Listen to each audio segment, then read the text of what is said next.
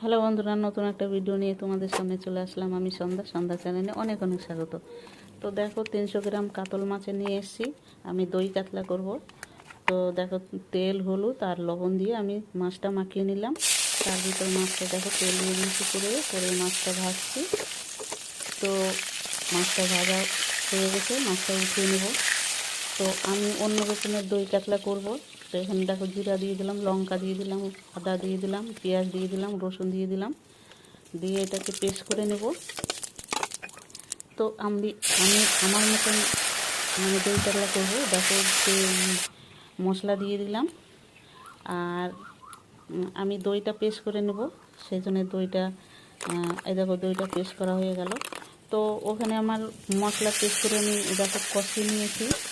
আর তারপরে এখন আমি দইটা দিয়ে দেবো। তো দইটা দিয়ে কষিয়ে নেব। আগে মশলাটা কষিয়ে নিতে হয়, তারপরে দইটা দিয়ে কষিয়ে নিতে হয়। তারপরে দেখো একটু জল ছিল, তো সেই জলটা দিয়ে দিলাম। তো তারপরে দেখো মাছগুলো দিয়ে দিলাম। মাছ দিয়ে তারপরে দেখো গরম মশলা দিয়ে দিলাম, দিয়ে তারপরে নাড়াচাড়া করে আমি নামিয়ে নিলাম। তো আমার হয়ে গেল দই কাতলা। তো দই কাতলাটা কেমন হয়েছে অবশ্যই কমেন্ট করে জানিও তোমরা।